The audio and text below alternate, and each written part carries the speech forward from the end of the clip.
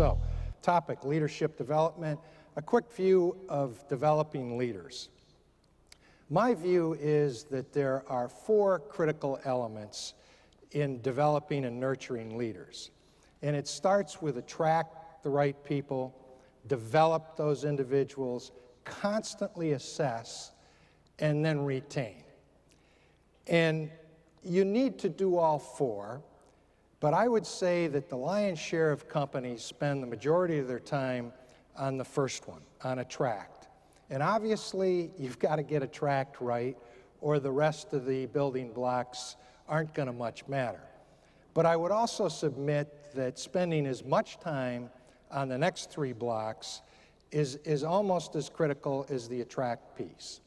And why I say that is because certainly we all want world-class talent. But once we get that talent in-house, we have to show them that we're interested in their personal development, an opportunity for them to move along in the organization, to excel, to achieve their dreams. And it's really important for people to think they're part of something bigger than themselves. The assessment piece gets around this performance-driven culture. And you have to constantly assess, appraise, and work with that talent to make sure people know where they stand in the organization, what they're doing right, and what they need to do to further develop their progress in the organization. And then retain, if we do the first 3 right, retain should be a given. But I know today the retention piece is a piece that we all spend a great deal of time on. We talk about performance culture, but how many of us really have a performance culture? And I would say that there are a number of elements of a performance-driven culture. The first one you'd say is a no-brainer. And that is that in order to truly have a performance culture, you have to have a CEO that's committed to a performance culture. Now, most CEOs would say they are, but they have to become the ultimate arbiter in the tough fights over and debates over who moves up in the organization, who moves out of the organization, and they really have to be involved in that action. And I think that's a critical point. It's something that can't be delegated. The company has to have a well-understood set of values. In other words, what are the ground rules? What are the running rules here at our company? What's it going to take for me to succeed? And conversely, what's going to make me fail? So people have to have a clear understanding of that related to the company values. Obviously, you have to have some metrics, some performance goals and measurements that we're going to monitor people closely against. And you have to have trust and candor in the organization to be able to really do the assessment piece right. It's always easy to name a number of strengths that an individual has, but also coming up with at least a couple development needs as to how people can get better in the organization are really key. And you have to have trust and candor to do that. Otherwise, people regard development needs as fatal flaws, which they're not. You're trying to improve people, not find a way to move them out of the organization. And a real performance culture is going to have consequences. It's going to have consequences for people who achieve and grow and are going to be recognized and rewarded. And it's also going to have consequences for people who might fall in your less effective category. They're either going to have to improve, or in some cases, they may have to be removed from the organization. So there's got to be consequences. And it isn't a static culture. A performance culture, the bar is always raising, so there's nothing static about it. What got you through this year might not be good enough to get you through the following year. So it's got to be something that moves. And it's also got to be something, at least in our case, that we do with lots of rigor, rhythm, and consistency. It's got to be something that people understand and know is going to happen with those 3 items at the bottom, because that's really the key. One of the things that we did back in the mid-'80s to really bring this to life in GE is came up with a simple 4-blocker. And it's based on performance and it's based on values. So the way this reads is that if you're in the top right-hand quadrant, meaning that you are delivering results, delivering the numbers, delivering the performance, and really embrace our values, you're bound for glory. Conversely, if you're in the bottom left quadrant and you don't have the values and you don't have the numbers, you're probably bound for the exit door. And that is just the way it needs to be. The top right is a category where people who have the values but are having a little problem delivering the numbers. We try to do everything we can to restart those individuals, to give them, to shore them up with additional resources, maybe a different assignment, but the goal there would be to move the top left to the top right. Toughest category in establishing a true performance culture around values as well as performance is the bottom right. These are individuals who constantly make the numbers but don't embrace your values. People that do it in a bullying way, we call this crowd the kiss up and kick down crowd. And it took us a while to get at it, but 360-degree performance appraisals, climate and attitude surveys, fewer layers in the organization exposed these individuals. And we would do what we could to try to change their views on embracing the values. And if they did, great. And if they didn't, they were removed from the company. So it's something that, as I said earlier, does have consequences. Differentiation is a key piece of a performance culture. We firmly believe that all people were created equal. We don't believe that all people perform equally. And therefore, we want to recognize and reward best, and we want to correct those that are on the least effective side. So I think initially what you have to do is develop a real appraisal assessment process across the company. Educate your leaders as to how to effectively deploy that process by providing real open and honest feedback, and again, stressing development needs as well as strengths.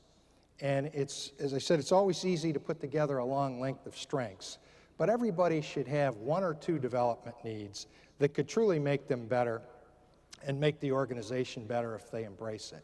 And then obviously we're striving for utilizing differentiation as a way to achieve a meritocracy in the corporation, and then we compensate and reward accordingly. We have been through all kinds of rating systems in the company. I've been rated 1 to 10, 1 to 5, A, B, C, D. We love rating systems. But we finally came down to a fairly simple one. 3 ratings, overall ratings. Top talent, highly valued, or less effective. And in our case, we would consider about 30% of the group in the top talent category, probably about 60% in the highly valued, and plus or minus 10% in the less effective, and base that on performance values and unique skills.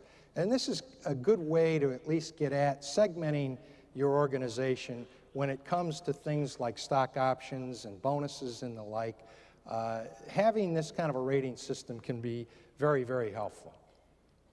Just a few points on how we kind of differentiate ourselves from others.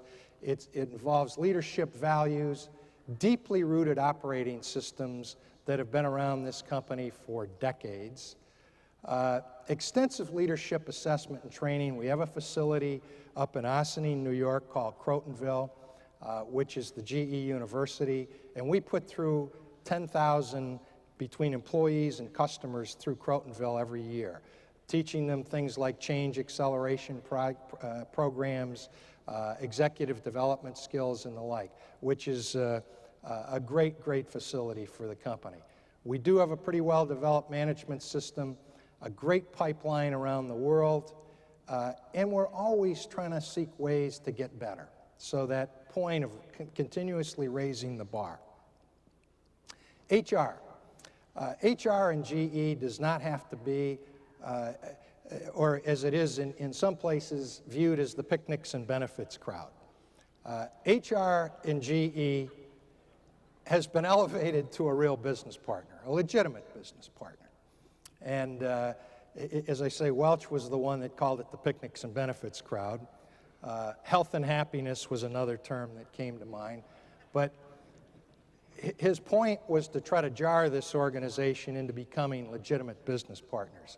And he and I sat together in '93 and put this vision together.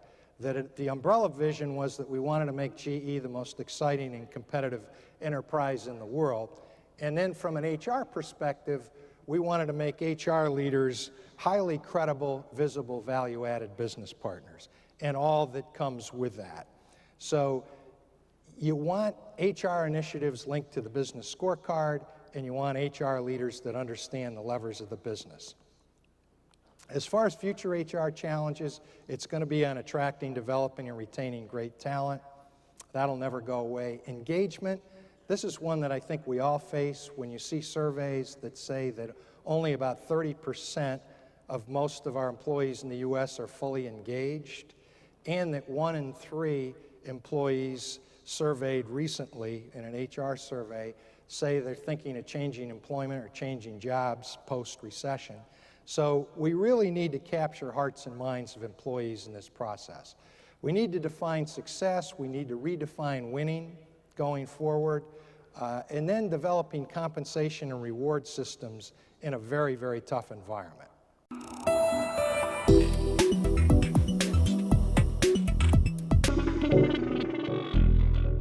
Turning to a few specific thoughts with respect to creating a people-empowered, energetic, and fun-loving business environment, visibly display your humanistic philosophy and your focus on people all over your company. If it's public, you have to dedicate yourself to it or be known as a phony and a hypocrite. Orient your mission statement in terms of how you want to treat your internal and external customers. That makes it both meaningful and eternal. I laughed when a consultancy came to us and said, we'll help you draw up your mission statement. I said, well, by God, if we can't draw up our own mission statement, I think we ought to fold this and go out of business because you think we don't know what our mission is? And then we're approached by several people from outside that said, you've had your mission statement for a long time, and we'll help you refresh it. And we said, well, that's like saying that Deuteronomy and Ecclesiastes have been around for a long time, and we'll kind of refresh them and bring them up to date. Because if you focus on your people and how you want to treat them, your mission statement is eternal. Describe what you're looking for in new hires. It's amazing how many people don't do that. They're just kind of filling slots as they come open. And frequently refresh your recruiters and your interviewers as to those criteria. For instance, at Southwest Airlines, only by way of exemplar, we're seeking new hires with a warrior spirit, a servant's heart, and a fun-loving attitude. Hire for attitude, train for skills, and look for leadership capability in every potential employee. Bad attitudes metastasize throughout your organization, no matter where they're located. We will take a person with a positive attitude and lesser education, experience, and expertise over someone who has all of those attributes but has a very bad attitude. Use model employees in the hiring process. Who knows better whom to hire than your best people? Give your personnel department veto power over all new hires in every department, based on its appraisal of attitude. As an acquaintance of mine puts it succinctly, and I really mean this, on the walls of his company, no assholes need apply. And I'm not kidding you. He was interviewed on CNBC, I think it was, and they had to blur out all the signs around his offices because it says, no assholes. That's why I've never been allowed to visit his offices.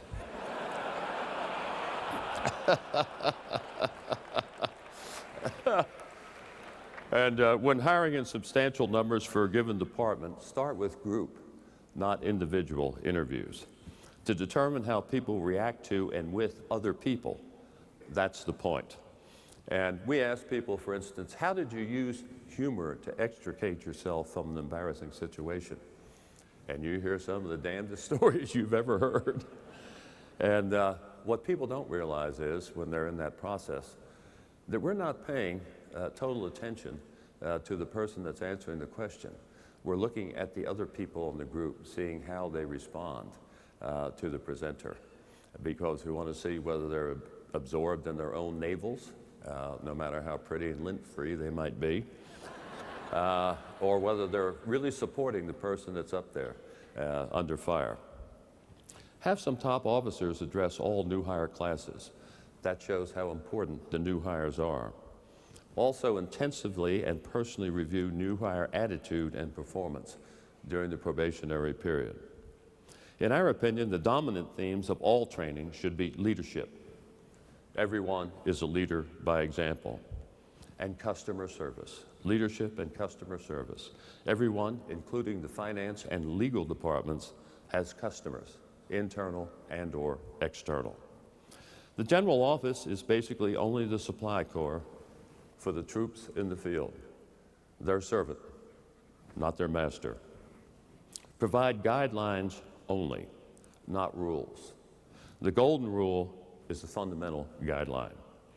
And give your employees the flexibility to make decisions on the spot. I got a letter from a probationary employee, as an example, in Baltimore. And because of winter weather, we couldn't fly from Baltimore to Islip MacArthur Airport on Long Island. Now, you understand she'd only been there 4 months. She went out and rented 5 buses on her own and bused the passengers from Baltimore to Long Island. And then she wrote me and she said, "Herb, I hope you really believe what you say."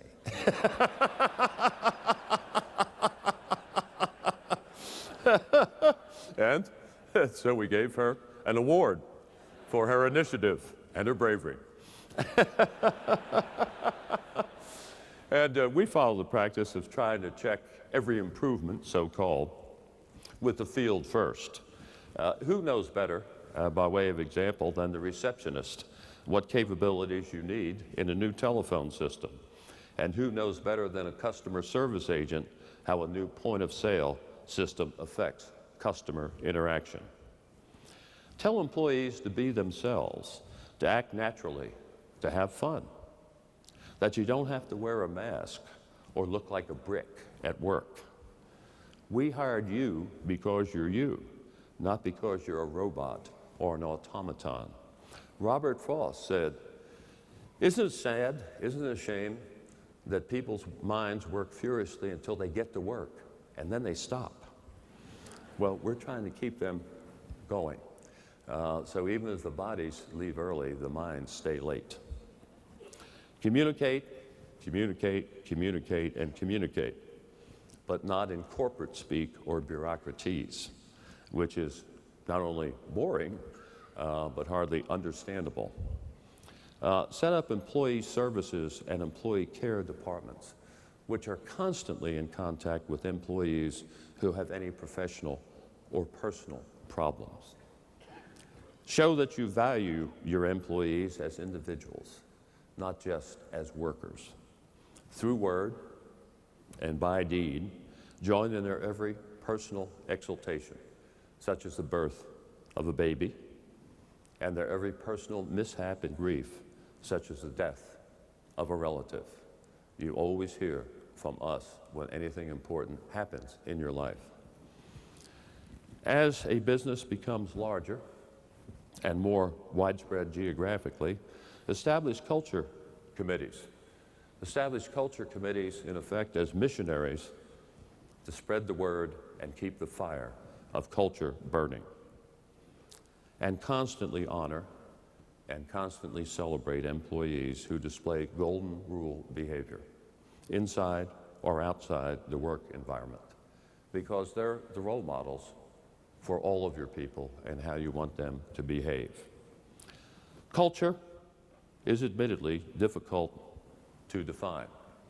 I suppose, in that respect, it's somewhat akin to the Supreme Court's definition of pornography. You know it when you see it, but it's kind of hard to define.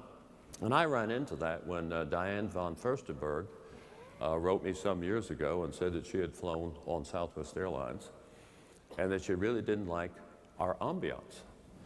And I wrote back to her and said, I didn't know what ambiance meant. I was just damn glad to hear that we had one.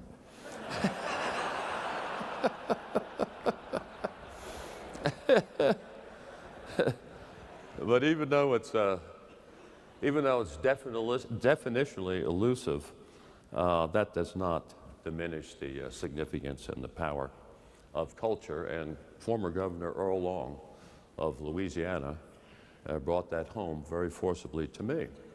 The doyen, one of the doyens of New Orleans society, wanted some money to establish a museum in New Orleans. And she called Governor Long and she said, "Governor, you cannot have a world-class city unless you have a world-class museum." And he said, "Well, ma'am, I've been fighting this battle for you for the last day and a half with my staff." Said they wanted to spend the money on schools. I told them no. They wanted to spend the money on hospitals. I told them no. They wanted to spend the money on roads. I told them no. And he said, "You know, when I finally prevailed," he said, when I told them, "Look, guys, if you ain't got culture, you ain't got shit."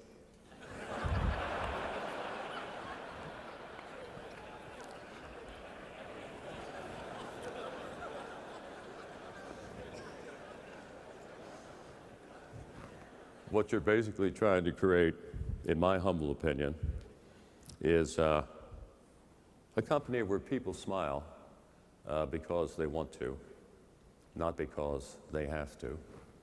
I think the greatest tribute that I've ever heard to Southwest Airlines in that respect was paid by a friend of mine in the energy industry who has the habit of arriving early at appointments. And we were getting together at 8 o'clock, and he got there about 7:45. And we finally got together in my office, and he said, "Herb, it's the doggonest thing I've ever seen. I was there for 15 minutes, and he said, people charge through the door coming to work. They have smiles on their faces, and about 7 or 8 people asked me how they might be able to help me." That is the kind of tribute that he was paying to our people and our culture.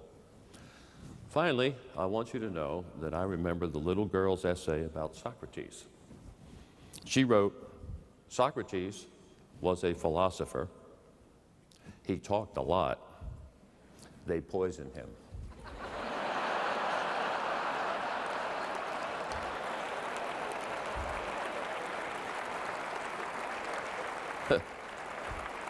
Since wild turkey, not hemlock, is my favorite beverage, I will shut up. Thank you.